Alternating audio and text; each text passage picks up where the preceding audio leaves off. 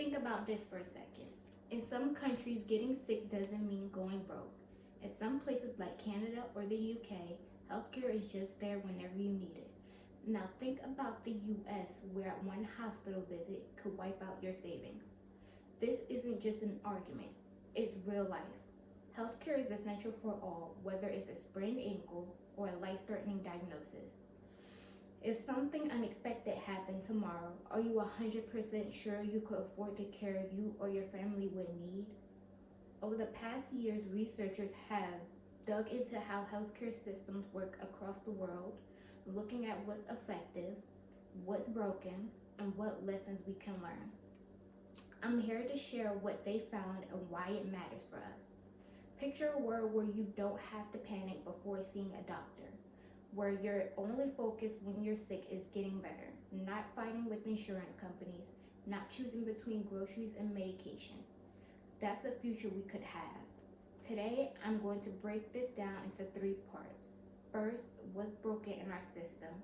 Second, how universal healthcare works in other countries. And third, why it would make life better and easier for every one of us. Let's start with what's happening here at home. Before we talk about the solutions, we have to talk about the problems. Right now, about millions of Americans have no health insurance. Even for those who do, medical debt is a leading cause of bankruptcy. We have insurance, you can have insurance and still owe thousands. And despite spending more money on healthcare than any other country, we have worse health outcomes, shorter lifespans, higher infant mortality rates, and higher rates of chronic illness. But here's the good news. It doesn't have to be this way. Other countries have figured it out, and that means so can we. Quote, when asked specifically about problems paying for healthcare in the past year, 1 in 4 adults say they or a family member in their household had problems paying for care, including 3 in 10 adults under age 50 and those with lower household incomes under $40,000. Affording healthcare is particularly a problem for those who may need it the most, as one third of adults who describe their physical health as fair or poor say they or a family member had problems paying for healthcare in the past 12 months. Among uninsured adults, about 49% say they or a family member had problems paying for healthcare, including 51% of uninsured adults who say they are in fair or poor health. The cost of care can also lead some adults to skip or delay seeking services. 1/4 of adults say that in the past 12 months, they have skipped or postponed getting health care they needed because of the cost. The cost of healthcare can also have disproportionate impacts among different groups of people. For instance, women are more likely than men to say they have skipped or postponed getting health care they needed because of the cost. Adults ages 65 or older, most of who are eligible for health care coverage through Medicare, are much less likely than younger age groups to say they have not gotten health care they needed because of the cost. End quote.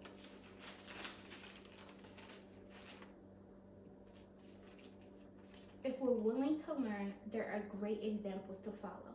In Canada, healthcare is funded by taxes available to everyone. In the UK, you can walk into a hospital and never see a bill. Sweden focuses heavily on preventive care, keeping people healthy before problems get serious. And guess what? These countries spend less overall than we do, and people live longer, healthier lives. So what would it actually look like if we brought a system like that here?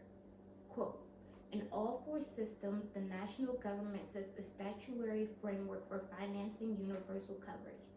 How they raise these monies differs substantially.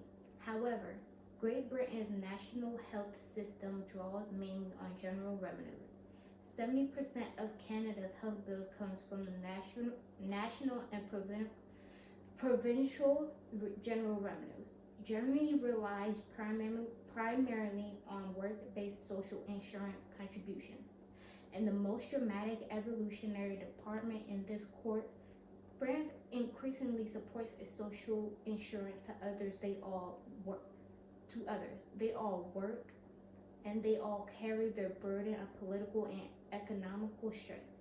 France and Germany also have various degrees and types of cost sharing by patient. End quote.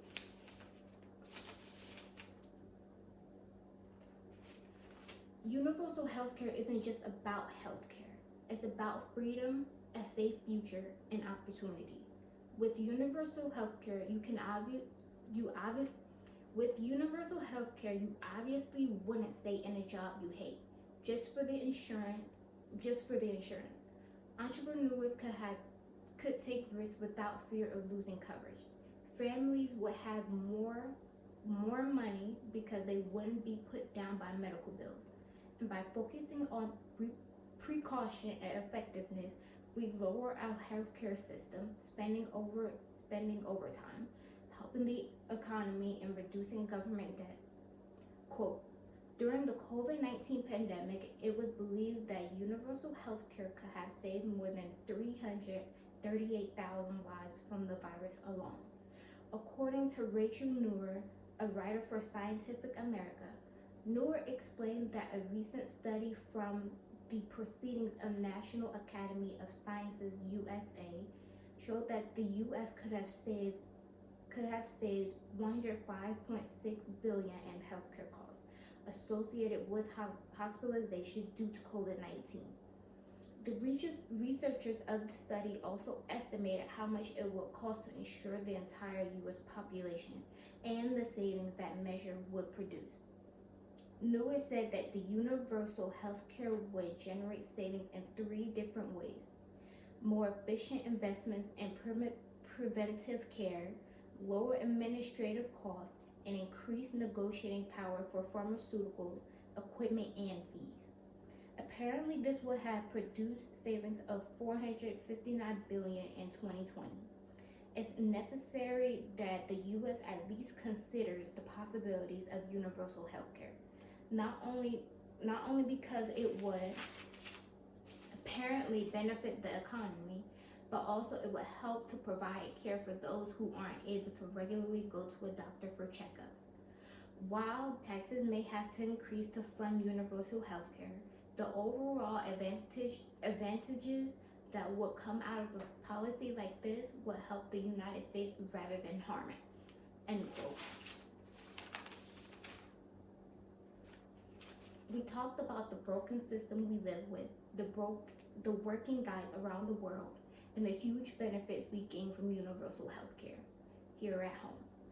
Right now, people are losing homes, skipping treatment, and dying, not because we don't have the resources to help, but because we accepted a broken system as normal.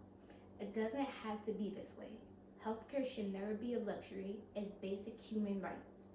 We deserve a future where getting sick doesn't mean losing everything, and that future starts when we decide we're done settling for less.